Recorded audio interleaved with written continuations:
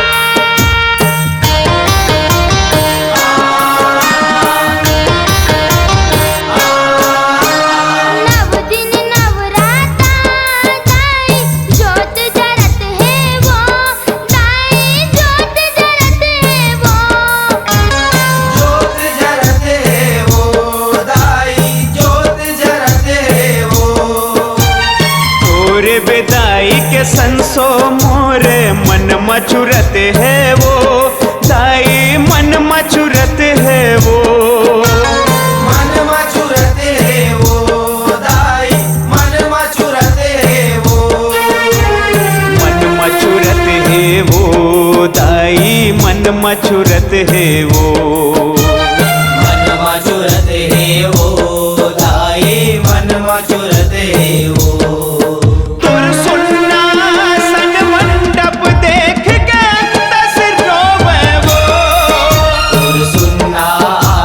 मंडप देख के अंतस रोवे वो दाई वो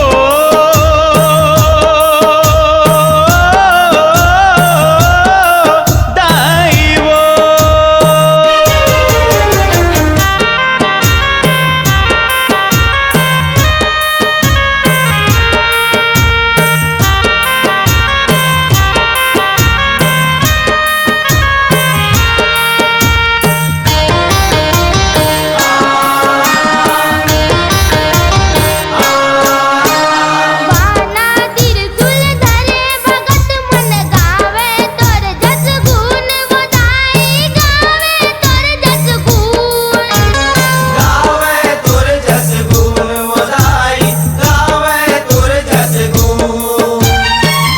पचरा संग घन के खंजेरी बाजे भी लगी ये धून वो दाई बाजे भी लगी ये धून बाजे भी लगी ये धून वो दाई बाजे भी लगी ये धून बाजे भी लगी ये धून वो दाई बाजे भी लगी ये धून बाजे भी लगी ये धून वो दाई बाजे भी लगी ये धून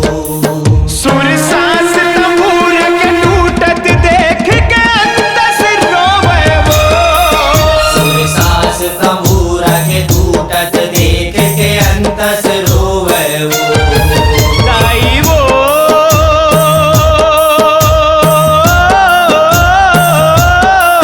दाई वो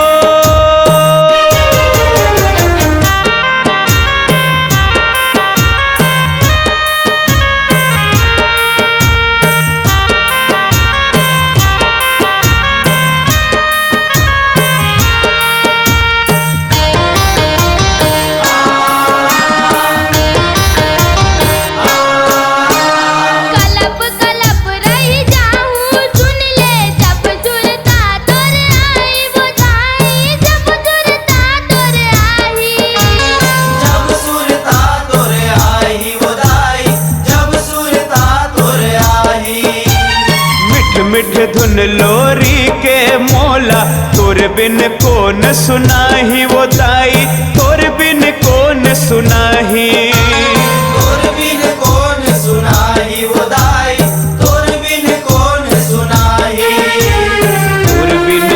कौन सुनाही वो दाई, तोर बिन कौन सुनाही। तोर बिन कौन सुनाही वो दाई, तोर बिन कौन सुनाही। छिक भारत संत लरोवत देख के अंतस रोवे वो। छिक भारत संत लरोवत देख के अंतस रोवे वो। अंतस रोवे वो दाई, अंतस रोवे वो। अंतस रोवे वो दाई, अंतस रोवे वो। तोर ज्योत जवान विसर्जन देख के अंतस रोवे वो। तोर ज्योत जवान विसर्जन देख के अंतस रोवे वो। तोर ज्योत जवान विसर्जन देख के अंतस रोवे वो। दाई वो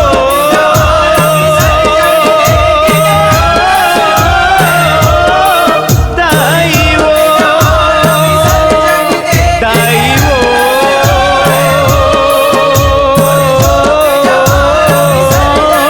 दाई वो।